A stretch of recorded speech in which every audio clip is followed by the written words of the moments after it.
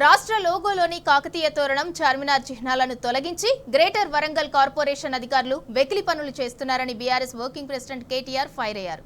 కాకతీయ కళాతోరణం చార్మినార్ లేని రాజముద్రతో greater Warangal corporation ప్రధాన కార్యాలయం ఎదుట అధికారులు ఏర్పాటు చేసిన ఫ్లెక్సీని ఆయన ట్విట్టర్లో పోస్ట్ చేశారు.